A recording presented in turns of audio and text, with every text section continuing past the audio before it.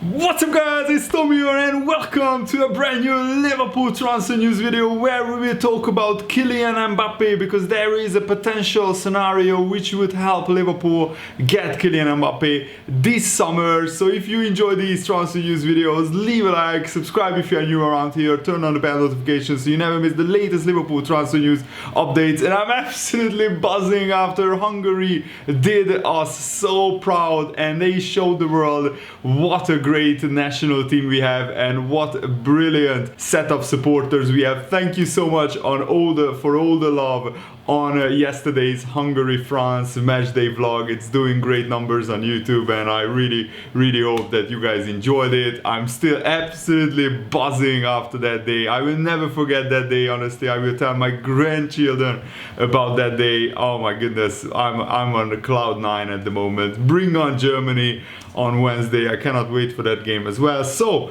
the Express newspaper is reporting that Liverpool's attempts to buy Kylian Mbappé and bring him to Anfield could hinge on the future of the Tottenham striker Harry Kane, because Harry Kane wants to leave Tottenham, he made it clear, and he has emerged as a player of interest for Paris Saint-Germain, which I think is a very interesting development. So Mauricio Pochettino, the former Tottenham manager, he knows more than most how good Harry Kane is, and he is trying to bring Harry Kane to Paris Saint-Germain. So the report states that Mauricio Pochettino's Paris Saint-Germain have been making good noises about keeping their star player Kylian Mbappé in the transfer window, but they are drawing up a list of targets who could potentially replace Kylian Mbappé if he does leave the club. So Paris Saint-Germain is preparing for that scenario because Kylian Mbappé still hasn't signed his contract. He only has 1 year left on his contract, so either PSG sell him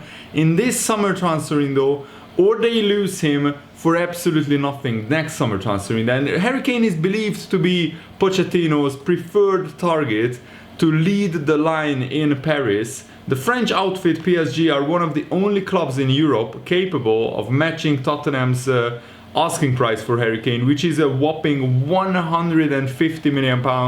And honestly, probably only PSG and Man City, the two incredibly rich clubs, are the two clubs who can pay that sort of money even in the pandemic. And if Mbappé decides against signing a new contract at PSG in the next month, then Pochettino and his Paris bosses will make an approach for Harry Kane, the England striker, and only if Paris Saint-Germain are confident of signing a world-class replacement for Mbappé, then they will begin to listen to offers for Mbappé, leaving Liverpool's hopes of signing Mbappé potentially hinging on Harry Kane and Daniel Levy and Tottenham. And I think that will be a tough negotiation, but I also think that if there is a club who can buy Harry Kane, it's Paris Saint-Germain. So let me know guys, what do you think about this transfer news? I think that signing Mbappé on a 5-year contract with the help of Nike, because Mbappé is a Nike ambassador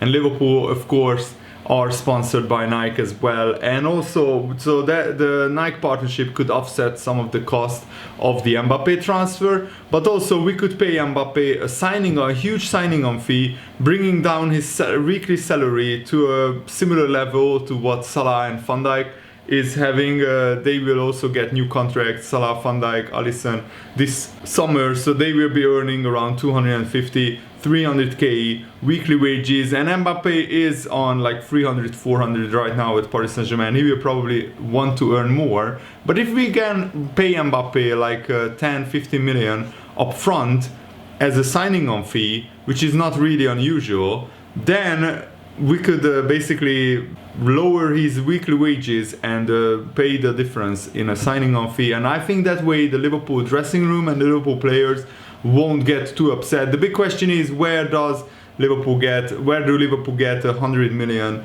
120 million to sign Kylian Mbappé? Well, we have a 50 million transfer budget. Yes, we already signed Konate for like 36 million, but we can sell 5, 6, 7 players, some of them who were on loan last season, players like Shai Ojo, Harry Wilson, Marco Grujic. We can sell Divock Origi, Xherdan Shaqiri, and maybe even Naby Keïta. And those 6 to 7 players could generate around 80 to 90 million pounds, which I think would be enough with the added transfer kitty of 50 million to buy Mbappé plus Konate. And I think even if Liverpool don't sign anybody else but just Mbappé and Konate and keep the rest of the squad together, except maybe the fringe players, I don't think one Liverpool fan would complain about the transfer window. And Harry Kane gave an interview, just to link back to the previous story, Harry Kane gave an interview recently where he said that he wants to play in the Champions League, he wants to play in the biggest games. He said, I've said before, I would never say that I would stay at Tottenham for the rest of my career. I would never say that I would leave Tottenham. It's a moment in my career I have to reflect and see where I am at. Ultimately, it's going to be down to me, how I feel and what's going to be the best for me and my career. So it's pretty clear that Harry Kane looks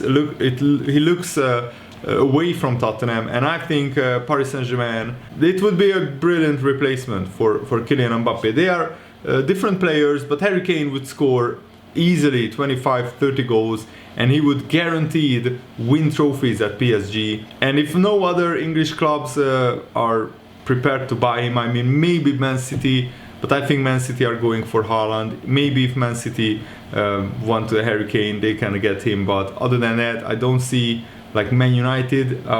Would he be a good fit for Man United?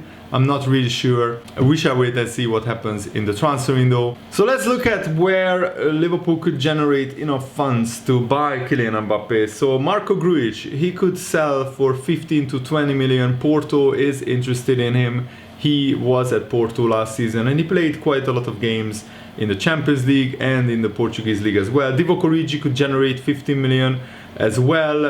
That's 30 million already. Harry Wilson could get to generate another 15 million, so that's 45 million now added up, and Harry Wilson is playing at the Euros, so he is in the limelight. Taiwo Avoni, who was on loan at Union Berlin, Fulham, Stoke City and West Brom are interested in Avoni, so he could generate around 8 million, so that's now 52 million. And Loris Karius could generate another like 3-4 million.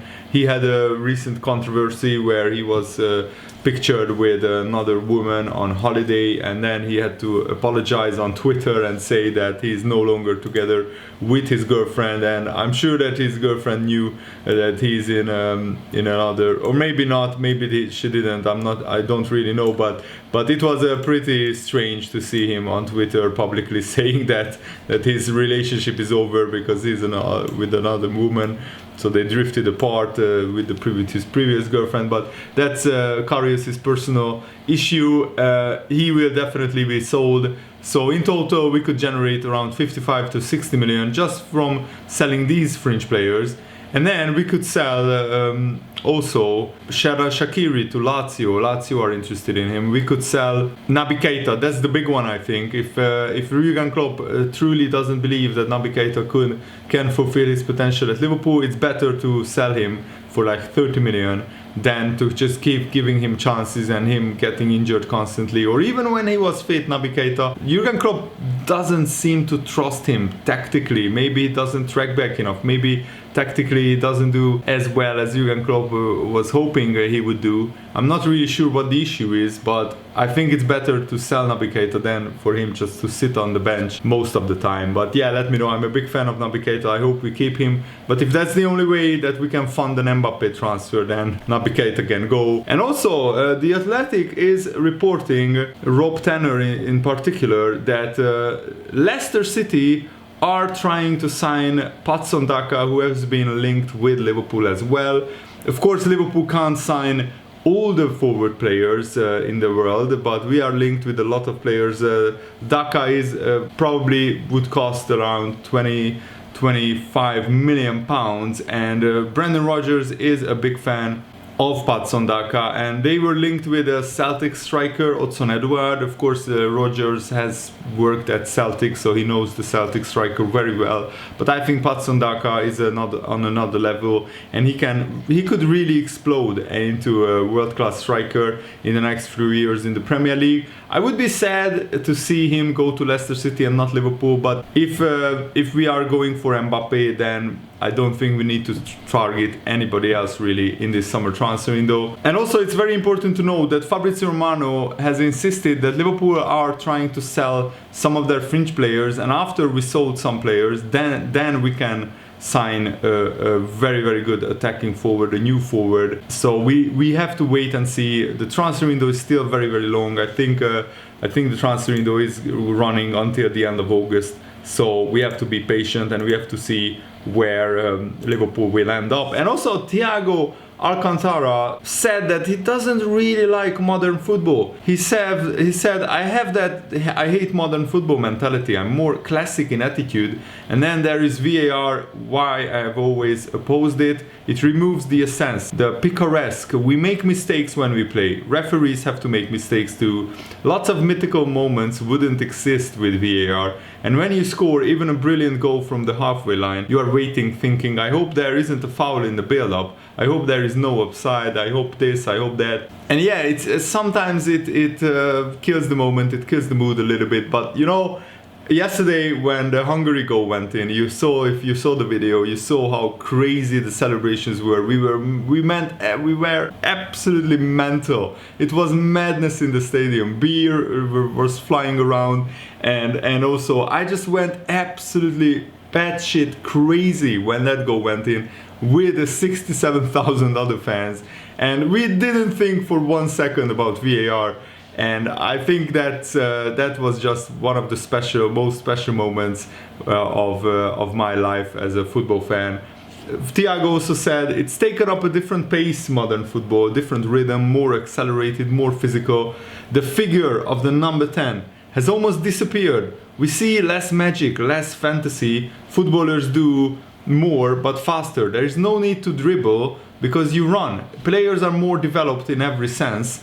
And yes, you can hate modern football, you can like modern football. I hate the business and commercial side of modern football a little bit, but I still think that modern football, when it just comes to the game, it's a higher quality and more enjoyable because it's high paced. And also I think that there are more like incredible players nowadays than they were like back in the day. And that's it for today's video. Thanks for watching. Have a nice day. See you later. Goodbye.